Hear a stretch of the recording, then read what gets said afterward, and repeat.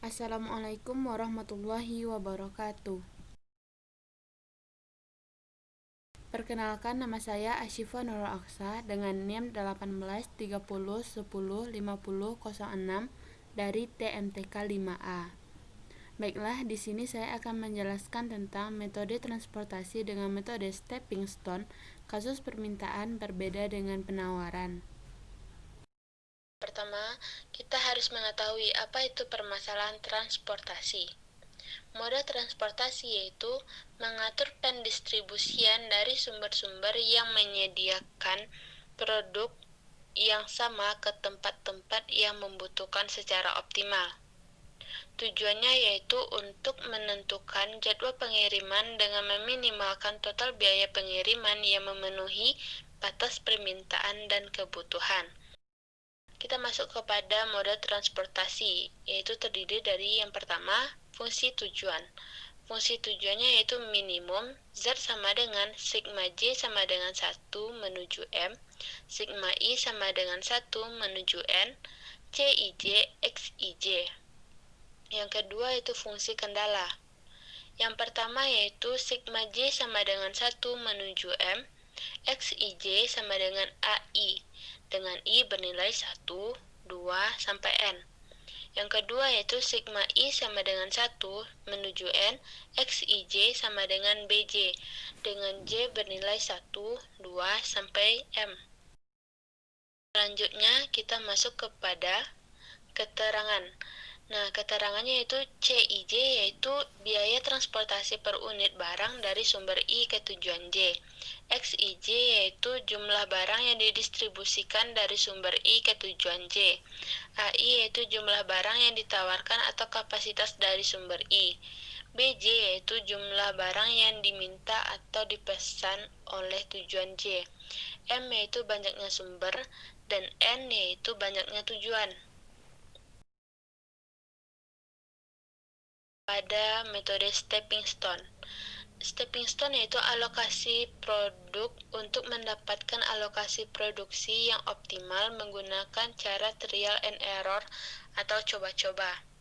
Nah, walaupun merubah alokasi dengan cara coba-coba, namun ada syarat yang harus diperhatikan, yaitu dengan melihat pengurangan biaya per unit yang lebih besar daripada penambahan biaya per unitnya.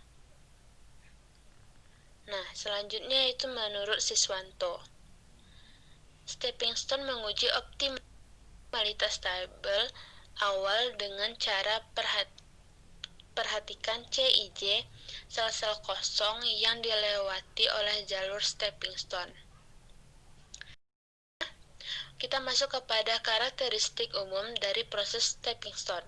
Yang pertama yaitu selalu memulai dari sel yang kosong dan membentuk suatu lintasan tertutup dari sel-sel yang telah dialokasikan.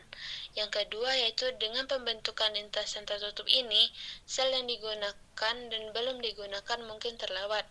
Yang ketiga yaitu dalam baris atau kolom yang mana saja pasti terdapat tepat satu penambahan dan satu pengurangan. Selanjutnya yaitu menurut J. Heiser dan Barry Reinder. Yang pertama yaitu pilihlah kotak manapun yang tidak terpakai untuk dievaluasi. Yang kedua yaitu dimulai dari kotak ini, telusurilah sebuah jalur tertutup yang kembali ke kotak awal melalui kotak-kotak yang sekarang ini yang sedang digunakan. Nah, pada tahap yang kedua ini yang diizinkan hanyalah gerakan vertikal dan horizontal. Langkah ketiga itu mulai dengan tanda positif pada kotak yang tidak terpakai. Tempatkan secara bergantian tanda positif dan tanda negatif pada setiap kotak pada jalur yang tertutup yang baru saja dilalui. Langkah keempat yaitu hitunglah indeks perbaikan. Nah, pada langkah keempat ini ada beberapa cara. Yang pertama yaitu menambahkan biaya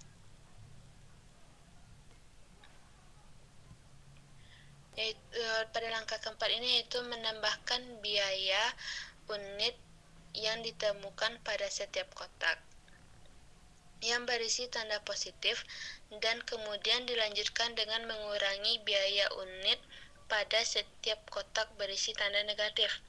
Nah, langkah terakhir yaitu ulangi langkah 1 sampai 4 sampai semua indeks perbaikan untuk semua kotak yang tidak terpakai sudah dihitung. Nah, jika semua indeks yang dihitung lebih besar atau sama dengan 0, maka solusi optimal sudah tercapai. Jika belum, maka solusi sekarang dapat terus ditingkatkan untuk mengurangi biaya pengiriman total.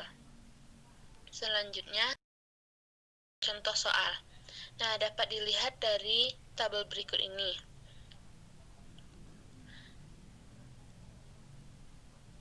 Nah, pada contoh soal ini kita disuruh untuk tentukan total biaya transportasi dengan penentuan pemecahan awal atau solusi awal menggunakan yang pertama yaitu Northwest Corner Rule.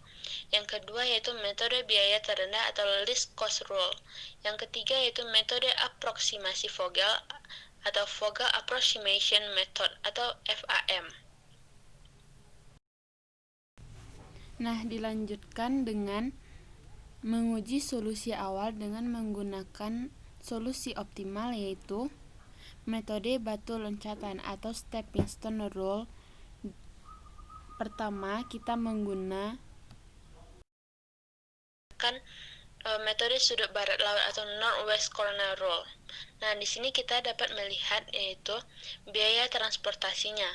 Nah, pada Ambon yaitu 30 dikali dengan 10 ditambah 60 dikali dengan 15 ditambah dengan 10 dikali dengan 12 ditambah 10 dikali dengan 5 dan terakhir yaitu 40 dikali dengan 22. Kita mendapatkan hasil yaitu 2250.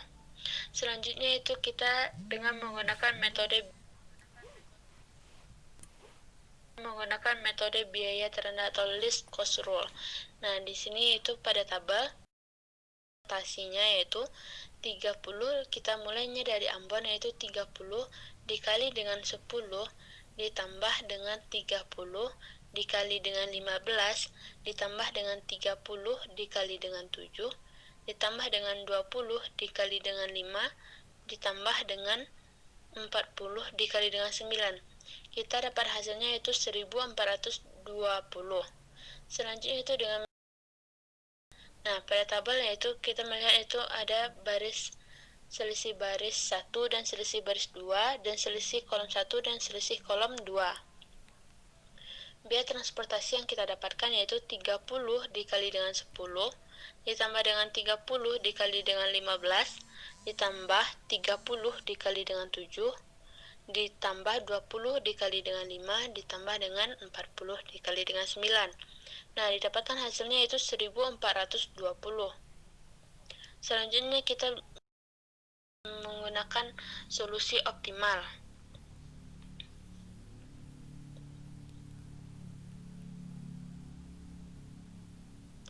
Yang pertama atau stepping stone rule. Nah, sesuai dengan langkah-langkah yang telah dijelaskan tadi, kita mengambilnya dengan cara vertikal. Nah, sel-sel yang kosong kita mulainya dengan pada sel-sel yang kosong. Seperti Jakarta ke Ambon. Dari Jakarta ke Ambon yaitu 7 dikali dengan 15 ditambah dengan 12 dikali dengan 5. Kita mendapatkan hasilnya min 1. Dari Surabaya ke Medan yaitu 8 dikali dengan 12 ditambah dengan 15 dikali dengan 10 mendapatkan hasilnya yaitu 1. Begitupun seterusnya. Nah, pada soal tersebut masih kita dapat harga negatif yaitu pada Tangerang ke Bali, yaitu nilai negatifnya yang paling terbesar yaitu min negatif 20. maka dilakukanlah pergeseran. Nah, dapat dilihat pada tabel sel kosong. Kita mulai dari sel kosong kembali, yaitu Jakarta menuju Medan. 8 dikali dengan 5 ditambah 9 dikali 12 sama dengan 0. Surabaya ke Ambon. 8 dikali 5 ditambah 22 dikali 9 ditambah 15 dikali 10 mendapatkan 21. Surabaya ke Bali yaitu 12 dikali 5 ditambah 22 dikali 9 hasilnya yaitu 20. Tangerang ke Ambon yaitu 20 dikali dengan 9 ditambah 15 dikali dengan 10 mendapatkan hasilnya 16.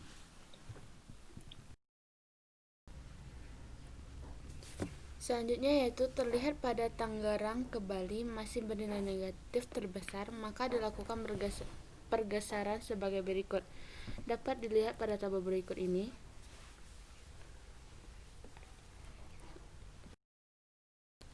Maka dapat disimpulkan yaitu dari tabel, karena dari hasil perhitungan yang kita cari tadi tidak ditemukannya nilai negatif atau penghematan biaya, maka proses eksekusi setelah selesai. Alokasi produk dari pabrik ke daerah pemasaran menurut metode dari sudut barat laut atau northwest corner rule yang diuji dengan metode batu loncatan atau stepping stone dengan biaya yang dapat kita lihat pada tabel, yaitu total biaya dalam rupiahnya yaitu 2050.